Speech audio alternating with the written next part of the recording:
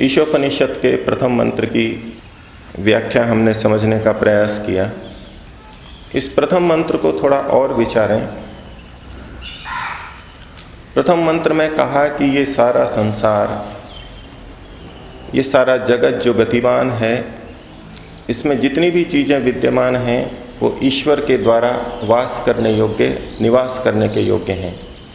और दूसरी पंक्ति में कहा तेन त्यक्तेन भुंजीताः, उसको हम त्यागते हुए भोगें। मां गृधः कस्यचित् धनम, किसी के भी धन की हम लालसा लोभ न करें। इस दूसरी पंक्ति में यदि दोनों अंशों को, श्लोक के पहले पाद को और दूसरे पाद को हम जोड़ करके देखें तो तेन त्यक्तेन भुंजीताः का संबंध मां गृधः के साथ में लगेगा। अगर हम त्यागते हुए भोग रहे हैं तो हम गर्धा से रहित हैं, लोभ से रहित हैं। और यदि हम बिना त्यागे हुए का भोग कर रहे हैं तो हम गर्धा और लोभ से युक्त हैं।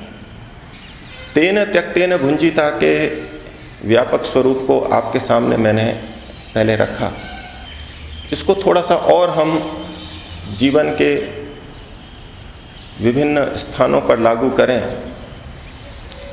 जिधर देखेंगे उधर तेन त्यक्तेन भुंजीता मां गृधः कस्यचित् धनम की बात हमको दिखाई देगी। हम घर के अंदर रहते हैं, माता पिता अपने बच्चों को अन्न वस्त्र देते हैं। माता ने बच्चों के लिए रोटी बनाई और वो बच्चे को देने के लिए आ रही है, बच्चे के सामने थाली रखी है। जिस समय मां देने लगी, दे ही रही थी कि बच्चा यदि पकड़ करके उस रोटी को ले ले तो उस मां के मन में भी क्या विचार आएगा।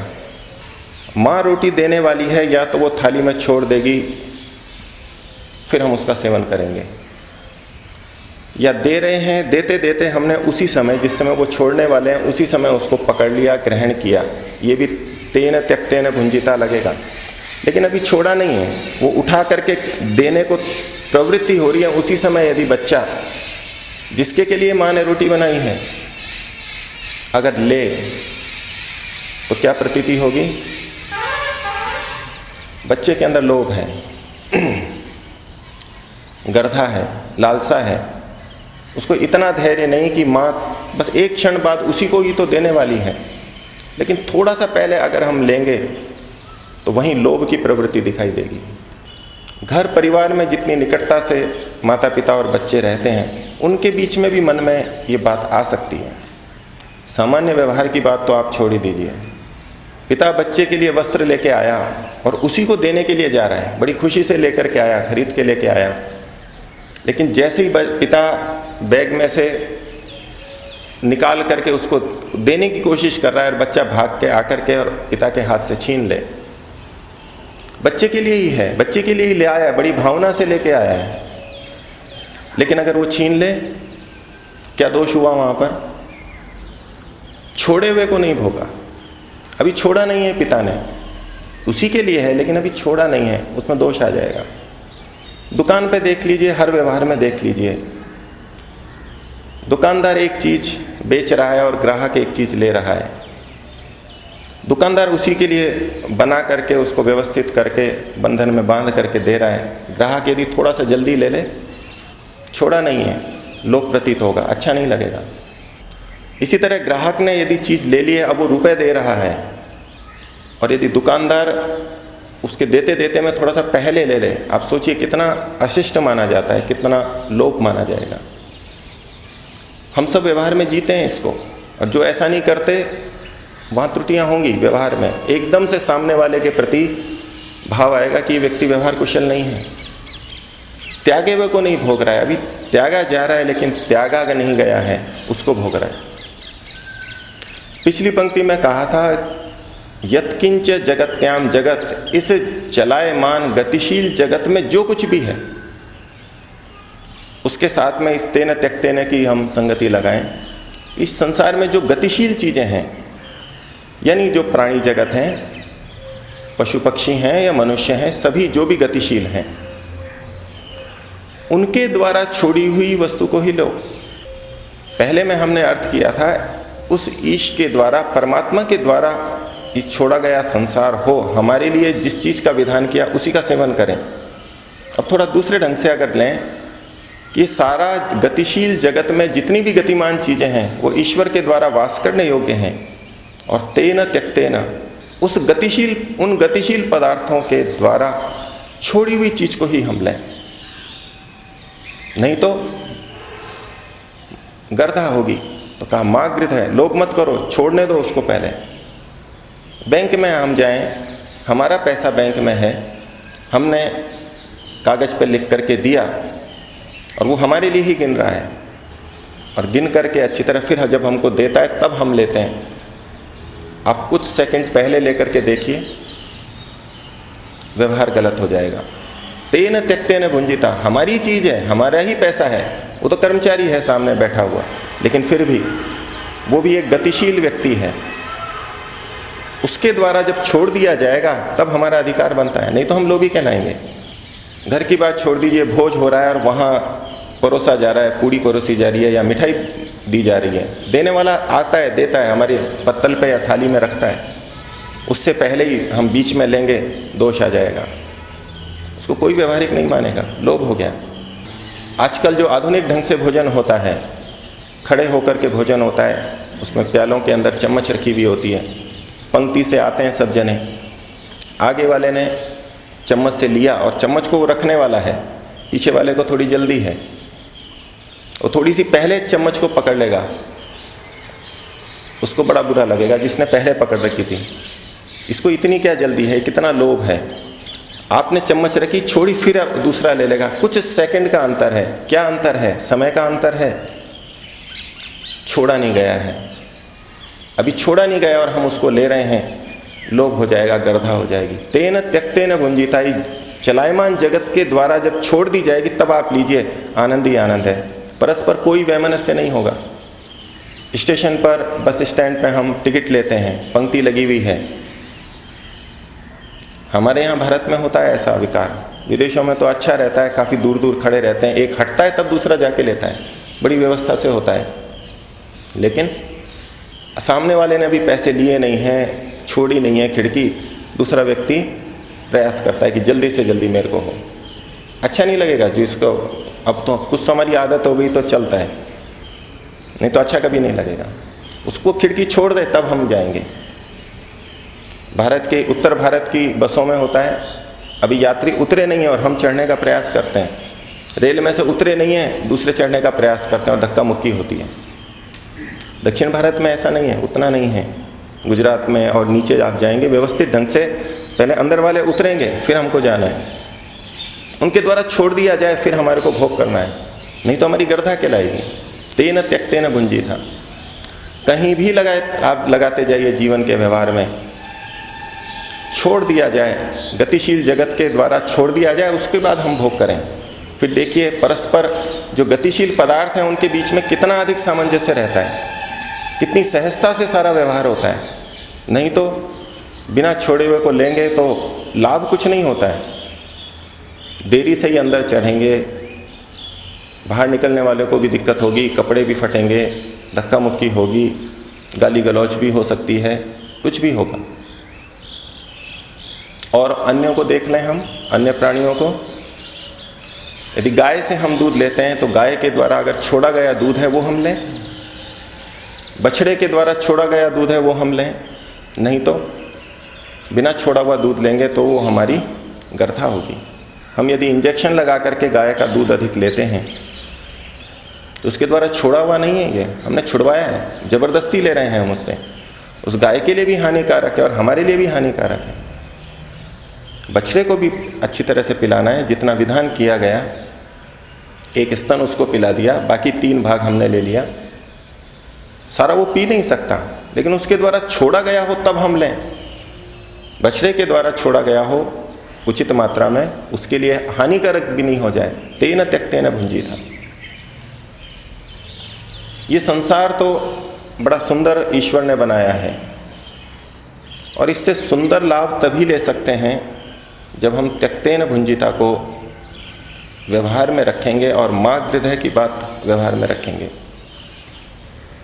एक कहानी कही जाती है कि एक सोना देने वाली मुर्गी थी। समझाने के लिए कथा है, सोना देने वाली कोई मुर्गी होती नहीं है। किसी ने वरदान दे दिया और सोना देने वाली मुर्गी उसके पास में आ गई।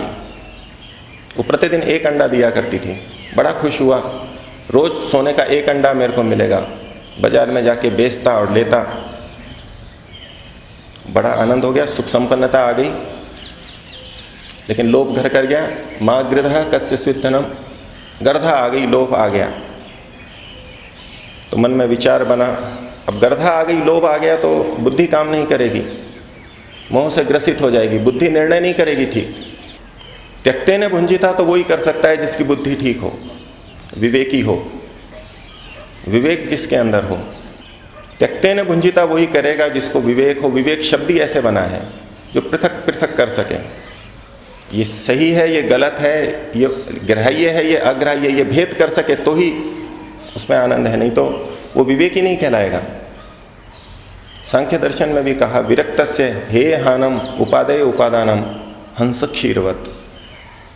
जैसे हंस दूध का दूध और पानी का पानी कर देता है, ऐसे ही विवेकी व्यक्ति ग्राह्य अग्राह्य का, उचित अनुचित का विवेचन कर देता है, पृथक पृथक कर देता है। और यदि लोभ है तो हमारी ये विवेचन शक्ति, विवेक शक्ति निश्चित रूप से कुंठित होती है और गलत चीज को ग्रहण करेगा। तो लोभ आया तो बुद्धि भी कम हो गई। विचार बना कि इसी रोज एक एक अंडा देती है, मैं क्यों ना एक ही दिन में सारे अंडे ले लूं। तो मुर्गी को मार करके अंडे तो प्राप्त किए नहीं जा सकते। त्यक्तेन भुंजिता में हम बड़े आनंद से इस प्रकृति का उपयोग कर सकते हैं और बहुत कुछ इससे प्राप्त कर सकते हैं।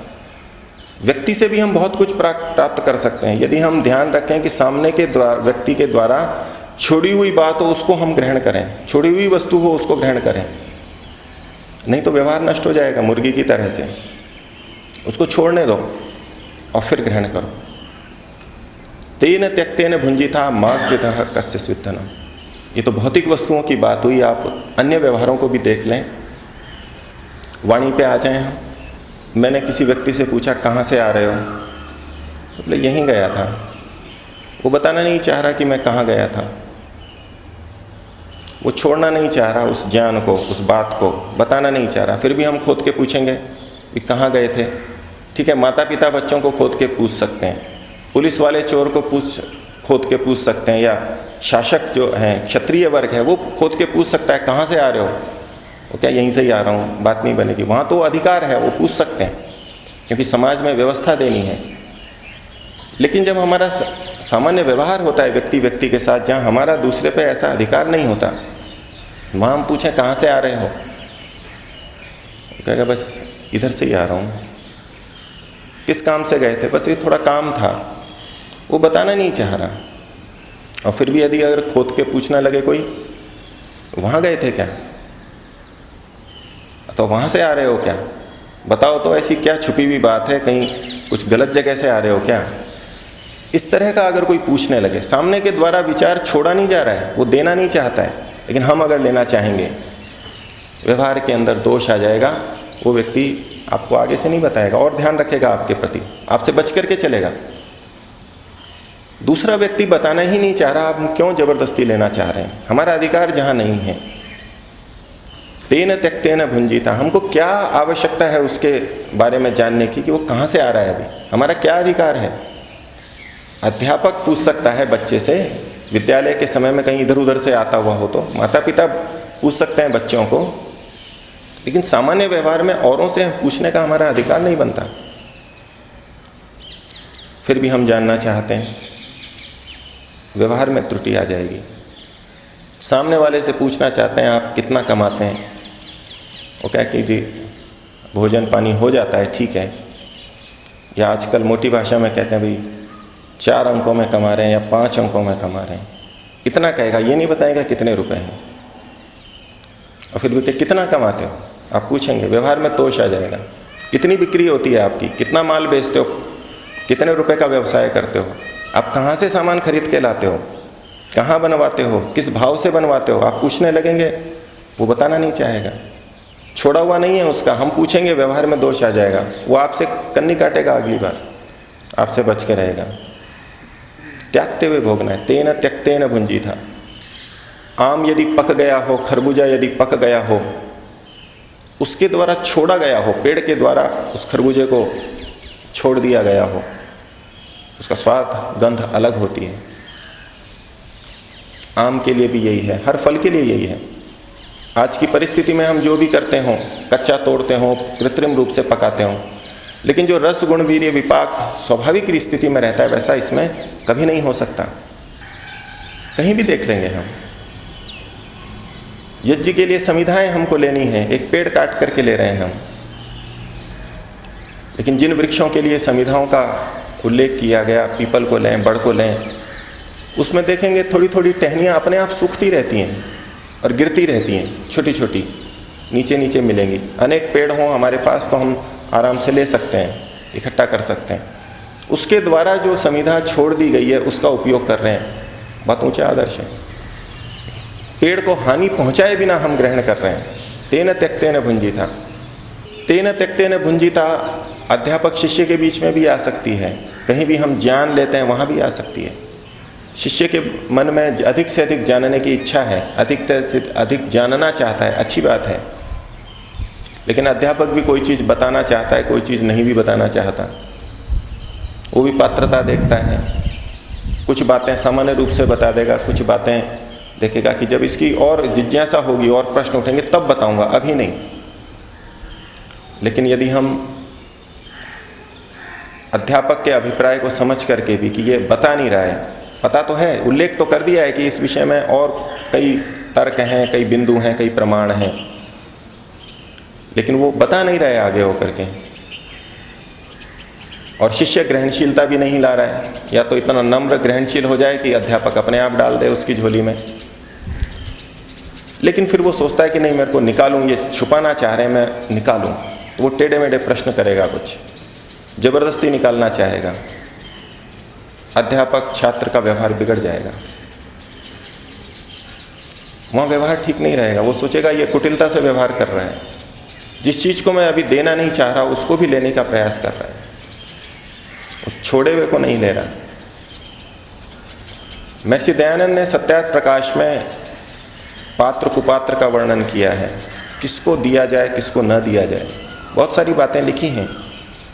इन गुणों से युक्त व्यक्ति हो, उसमें एक बात यह भी लिखी है कि जो दान मांगने वाला, जो भिक्षुक, जो ब्राह्मण मना करने पर भी बार बार मांगे, उसको ना दे। मना करने पर भी बार बार मांग रहा है,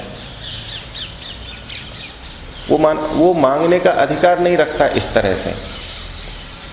और वहां निर्देश दिया है कि एक बार मांगने पर यदि कोई मना कर दे तो फिर उससे ना ले, दोबारा नहीं मांगे उससे। क्यों ऐसा कहा गया? सामने वाला अभी त्याग नहीं करना चाहता, अभी उसकी देने की स्थिति नहीं है, सामर्थ्य नहीं है, अथवा इच्छा नहीं है, उसका भाव नहीं बना है आपको देने के लिए। आपने अपना विषय रखा, मेरे को इसलिए धन की आवश्यकता है, दूसरा दे रहा है तो ले लिया उसी समय। अगर नहीं दिया उसने तो फिर दोबारा कहना, ये कुपात्र के लक्षणों में चला जाएगा। जो लेने वाला है उसके दोष के रूप में आएगा। पीछे भाव यही है, तेन त्यक्तेन भुंजीता मां गृधः कस्य स्विद्धनम।